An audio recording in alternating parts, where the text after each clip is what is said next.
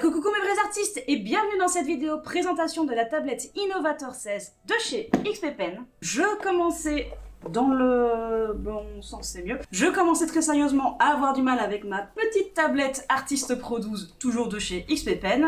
Et donc je cherchais une tablette un peu plus grande, de qualité convenable, à prix abordable. Parce que je suis pauvre. Elle a préféré acheter une nouvelle tablette plutôt que de se prendre une bonne paire de chaussures ou de manger autre chose que des pâtes. Et d'ailleurs, parlons du prix. À l'initiale, elle coûte environ 500 €. Mais ici, j'ai pu profiter des promos, des soldes en tout cas, pour l'avoir à peu près à 254, 255 €. C'est clairement une bonne affaire et je vous conseille d'ailleurs de voir durant les périodes de promo quand vous voulez vous acheter une nouvelle tablette graphique parce que là, on crache pas sur quelques euros de gagnés. Bref. Revenons à nos dessins. Voici la tablette en question. Elle est belle, hein?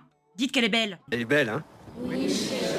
Lorsque vous ouvrez la boîte, vous retrouvez la tablette entourée d'une protection plastifiée, le support classique en plastique, le guide avec le chiffon de nettoyage et le gant de dessin que je n'utilise absolument jamais. Dites-moi qui utilise réellement ce gant. Les câbles de branchement, les prises adaptatives avec son bloc et la boîte à stylet avec le stylet qui n'a pas besoin d'être rechargé. Le stylet dans la boîte, lui, comporte le bouchon de la boîte qui sert de porte-stylet et des mines interchangeables. Petit aparté, lorsque vous enlevez le film plastique, vous n'enlevez que la première protection. Il y en a bien une deuxième sur l'écran, mais celle-ci, elle est faite pour protéger votre écran, car oui, à force de dessiner dessus, il y aura de l'usure et des griffes. La tablette est plutôt fine et possède un écran de 19,4 cm pour 34,4 cm.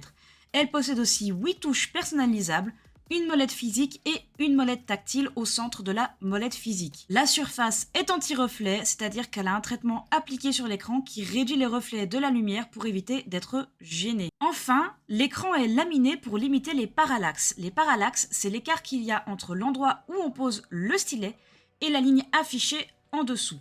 Pour faire simple, l'écran laminé qui est du coup la surface sur laquelle on dessine, l'affichage LCD qui est du coup l'écran qui s'affiche et la couche qui permet d'être tactile sont toutes collées les unes contre les autres.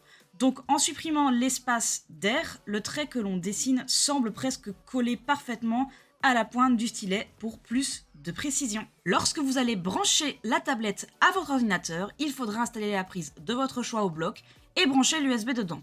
Pour ceux qui possèdent une tour PC, vous pouvez effectivement la brancher directement à votre alimentation, mais pour préserver l'énergie fournie à votre ordinateur, je pense qu'il est préférable de la brancher sur prise murale.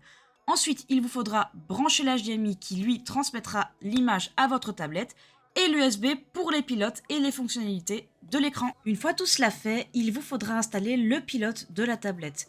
Pour ça, tapez directement le modèle de la tablette sur Google, suivi de pilote ou driver.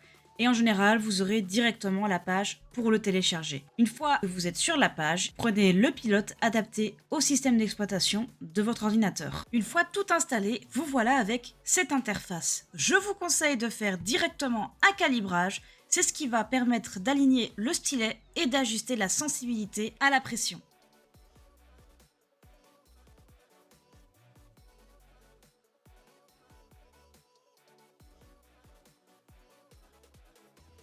Vous pouvez aussi modifier les paramètres du stylet. Moi par exemple, je désactive toujours les deux touches car sinon j'appuie tout le temps accidentellement dessus. Vous pouvez aussi modifier la pression, l'inclinaison, mais ce n'est pas forcément nécessaire car ils sont plutôt bien paramétrés au départ. Attention à vérifier la correspondance des couleurs entre votre tablette et l'écran de votre ordinateur. Vous allez dans Configuration d'écran, vous affichez un dessin ou une photo sur l'écran de la tablette et sur l'écran de votre ordinateur simultanément. Et ensuite, via les paramètres, vous tentez de faire correspondre les teintes pour qu'elles soient le plus proches possible l'une de l'autre. Car oui, n'oubliez pas que les couleurs changent d'un écran à l'autre selon vos paramètres et ça vaut pour tout appareil doté d'un écran. Au niveau support, la Innovator 16 est livrée avec un support classique et j'avoue il m'avait suffi pour ma plus petite tablette. Mais cette fois, j'ai opté pour un support réglable plus adapté au travail sur un plus grand format. Et je vous recommande vivement ce type de support, bien plus confortable à l'usage. Ici, il s'agit du modèle AC18 en aluminium qui comporte des antidérapants, un bouton pour ajuster la hauteur et un socle plutôt stable. Je vous avoue, j'avais un peu peur au départ, mais finalement, il est plus costaud qu'il n'y paraît. Pour mon retour personnel, j'ai donc passé quelques heures sur cette illustration, en plus d'avoir fait quelques cases de mon webtoon et d'autres croquis. Globalement, je me suis sentie à l'aise immédiatement, elle est super confortable, peut-être aussi parce que ma précédente tablette est de la même marque, tout comme le stylet qui a la même forme et la même taille que le précédent, donc moi je suis pas perdue, mais je pense que si on passe d'une marque à une autre, peut-être qu'on sentira une petite différence et ça sera le temps de s'habituer. J'ai été un peu surprise par la roulette en pâte tactile, j'ai pas vraiment l'habitude, mais je commence à l'apprivoiser. En ce qui me concerne, je l'ai configuré pour changer la taille de mes traits. Bon, pour moi ça fait un petit peu gadget cool, c'est sympa. C'est fluide, les couleurs sont bonnes, la pression est correcte, elle est compatible avec beaucoup de logiciels, Clip Studio, Photoshop, Ibis Pen, Krita, GIMP, Maya, etc., etc. Le design est vraiment très joli et fin, la surface de dessin est suffisante, il est clair que ça me change la vie, puisque bon, ça faisait quand même près de 5 ans que je dessinais sur une surface de 14 cm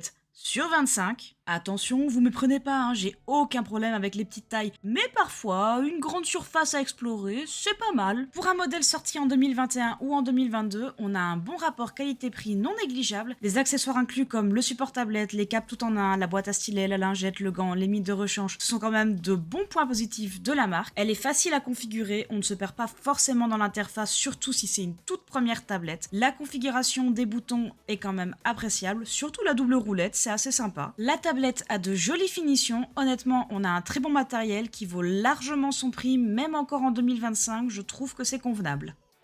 Est-ce qu'il y a des points négatifs à la tablette ?